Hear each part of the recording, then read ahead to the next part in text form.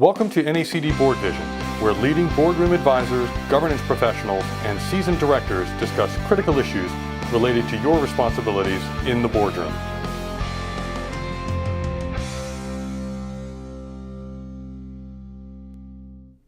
Welcome to NACD BoardVision. I'm Steve Kalin, Associate Publisher of NACD Directorship.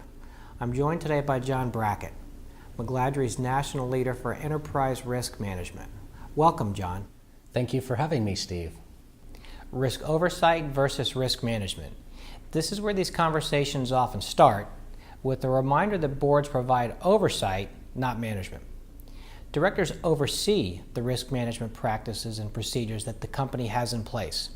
John, start us off today with some clarity on where boards and management draw the line between oversight and management.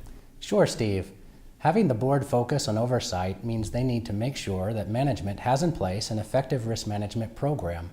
Management needs to own the process as part of the internal control environment, but boards can play a role in helping management identify, assess, prioritize, and monitor risks. For one thing, boards can ask if a company has an ERM program. About half of companies do not, according to your own 2011 Corporate Governance Survey for public companies. When managers provide credible plans based on credible information, directors step back and manage by exception. That is, they don't get involved until surprises happen. But clearly that's not a good way to oversee risk management.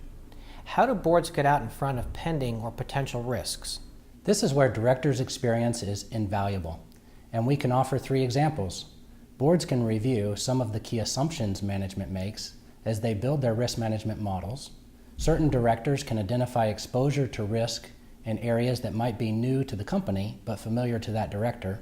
And collectively, a group of directors may offer a different prioritization of risk management activities based on their experiences. Interestingly, this year's Public Company Governance Survey showed that specific industry experience is the second most important attribute when recruiting new directors.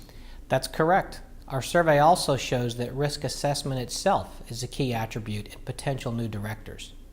Steve, we'd like to know what NACD is hearing from its members regarding risk committees. Many companies are considering risk committees. In our recent corporate governance survey for public companies mentioned earlier, we show 12.5% of them already have risk committees. There are pros and cons to this, but NACD's position is similar to yours. Every board member has responsibility for risk oversight. That's right. If a risk committee exists, it should have accountability to the overall board for the execution of their duties at the committee level.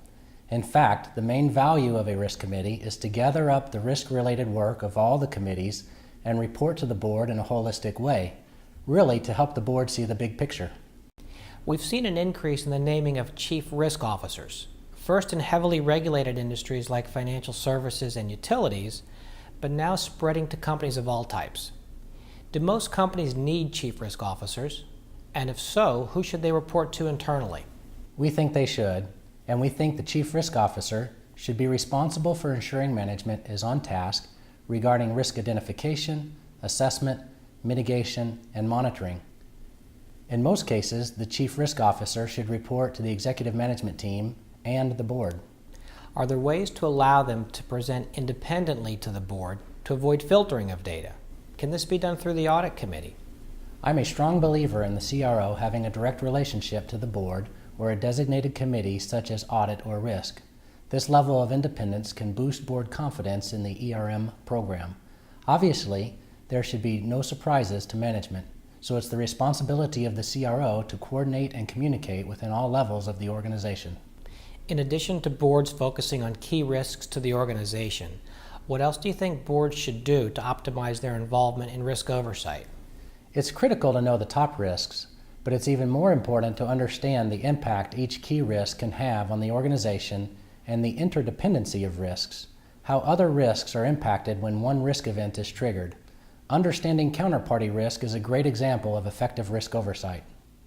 2 conclusions we seem to always draw about risk in ERM are 1, that it's a team sport in need of the full board's attention as it is inherently tied to strategy, and 2, risk oversight needs to be woven into all discussions as opposed to being set aside and discussed separately. We agree with you on these conclusions. I'll close with a few more.